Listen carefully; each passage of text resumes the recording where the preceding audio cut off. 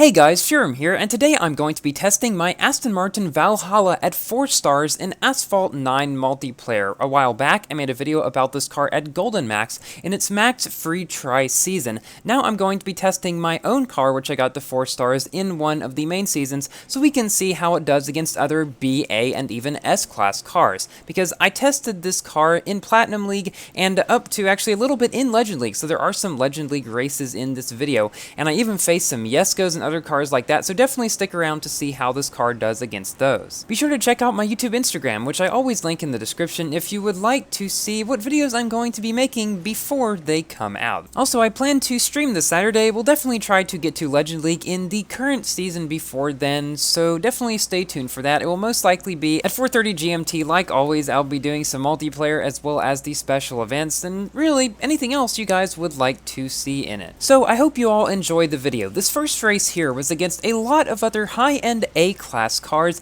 like the Pagani Huayra, which is the one right behind us, as well as a couple of Porsche 918 Spyders.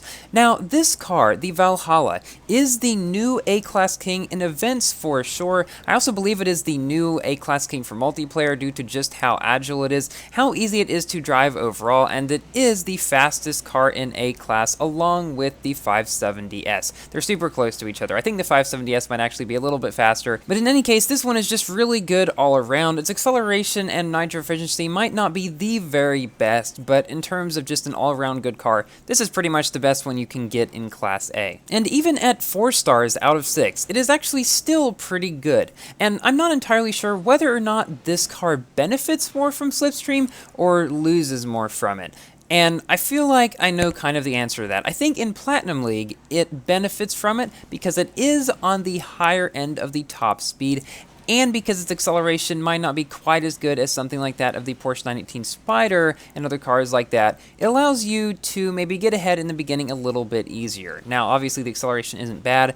That is just a bit of a helping hand. Now, in Legend League, it's a bit of a different story, which I found out, because when you're in Legend League, the slipstream definitely favors the super high-end top-speed cars. So as you'll see later in this video, I face some Yescos and cars like that it seems like I'm doing pretty well against, but when they catch my slipstream, well, you know what's going to happen. This race we've got here is actually a super close one against a Huracan, which is one of those cars that does have slightly better acceleration than this one, but you can see this car is still doing better than it even at 4 stars out of 6, and I would say that the Valhalla is definitely one of the best recent cars added to Asphalt 9 that it's actually worth getting to Golden Max. And the main reason I didn't was because I wanted to save my tokens for the current Ferrari update and for the Drive Syndicate, which will be coming in the Christmas update, hopefully. I'll let you know more about that when I have more information that I can share. So in my previous multiplayer video, I mentioned some things about the F8 Tributo special event, which is going on right now in the game.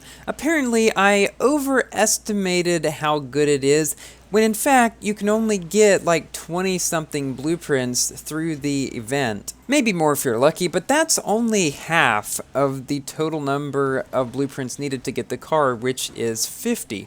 Also, Gameloft has nerfed tokens in the special events, I have heard. Perhaps they've nerfed the credits as well. I haven't paid too much attention to those rewards over the time because mainly I've been focusing on the number of blueprints that you can get in each special event, but I can kind of see how that's the case as well. This race here was actually a super close one against a Lycan, which is a faster car, and I'm not exactly sure how he didn't get knocked down there. He rammed into me when I was in Shockwave. So yeah, not exactly sure how, but he was able to pull ahead because of that and still stay ahead even when I was slipstreaming behind him to take the victory, although I was not too far behind him. And he was another Legions United member. Now, in this next race, we are facing a Koenigsegg Yesco.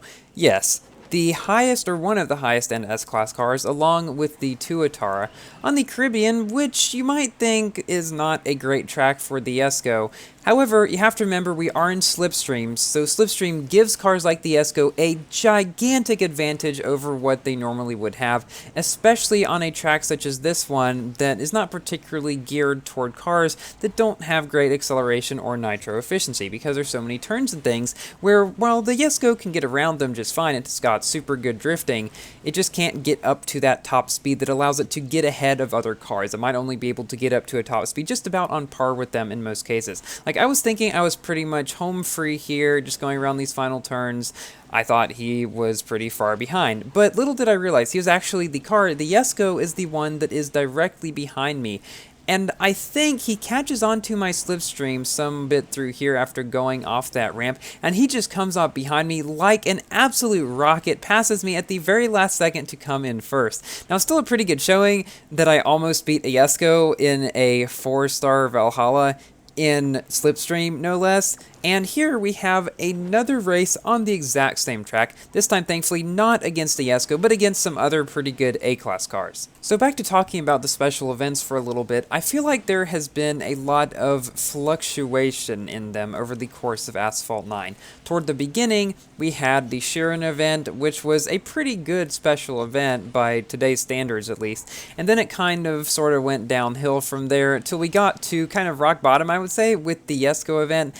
And after that, Gameloft realized, oh, this event was way too difficult, so they started making some easier ones, like with the Batista and other cars like that. Then we got to the Rimac, which was a really good one, and then after that, they started getting worse and worse again. We had ones like the Avia, which were just painful for what you got out of it, and then we got some Grand Prix, and one of them, I think it was the GT4 Cayman, possibly, pretty much gave away the car to everybody that played it accidentally, and we had that really good one for the Veneno, which was easy to unlock, and now we're back to the super difficult ones, which are just kind of annoying. So I'm hoping the fluctuation goes back toward the high end, and we get a good drive syndicate like the Rimac, because I'm pretty sure that everyone would agree that that would be a nice holiday gift from Gameloft. Now, whether they will do that remains to be seen, but I am certainly hoping for it. Now, in this race, our main competition isn't actually that Huracan. It is a Huayra, which we can see right here, which is still one of the best A-class cars for multiplayer.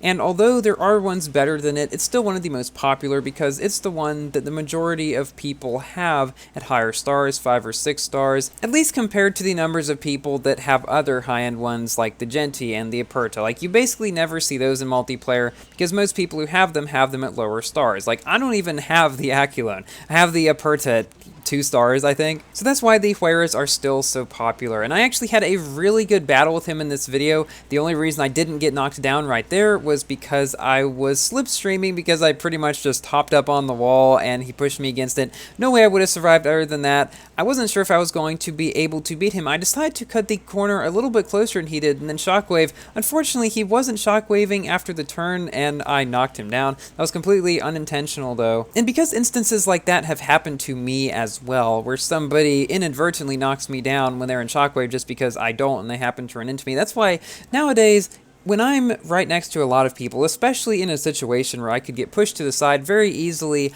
I try to go into shockwave, at least in the times where it seems like it'd be most likely for somebody to knock me down accidentally, even in a lot of cases. One of the most common times I do this is when I'm just ahead of somebody and we're both going through the air on a fairly big jump. A lot of times I purposely shockwave when we hit the ground, just in case he lands on me, whether purposely or not. Because if someone lands on you when you're in shockwave, you don't get knocked down. Usually they don't either. So it's just a really good knockdown to turn overall. Now, in this race, we're facing a Bugatti Chiron. Yeah, the reason he's not able to get much up to speed here is because that car doesn't have the best nitro efficiency, and I pull ahead just before this turn, but we've got another car right on the tail as well. It didn't look like anyone opted to take the other route on this one. I know the left route there, which is the right route on the other reverse version of this track, is better in cars that are more agile, but I think in cars that have very high top speed like the Chiron, it's better to just take the standard route, especially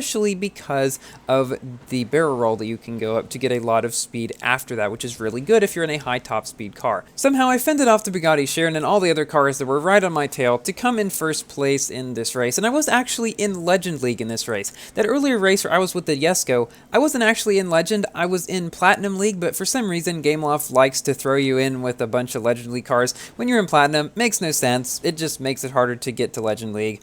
I guess that's what they're probably going for. I thought they said though that they weren't going to do that anymore. Maybe I'm remembering incorrectly. But we're in Legend now, and we're facing another Koenigsegg Jesko on another more twisty track that you wouldn't think that car would do especially great on. But this one, it's pretty similar to the other one, as you'll see. But now it's time for me to give my general review about this car. It is the new A-Class King, definitely for events. That's a little bit more debatable for multiplayer, and I know some people have different opinions on this, but I still believe that is the case with how well this thing has done at 4-star, even in perhaps non-opportune situations for it in Legend League, in slipstream and everything. At 6 stars, it's a beast for sure, and I don't really think there's going to be any new A-Class car anytime soon that's going to be a lot better than this one. So if there's ever a chance for me to max this car, or at least 5-star it, I'll definitely take that, unless there's some other even better car that's going to be coming very soon at that point. The Esco catches our slipstream and passes us at the last second, but I still get a very close second place. Thank you all so much for watching. Please like the video if you've enjoyed, and consider subscribing for more Asphalt and other games content, and I will see you in my next video. Goodbye!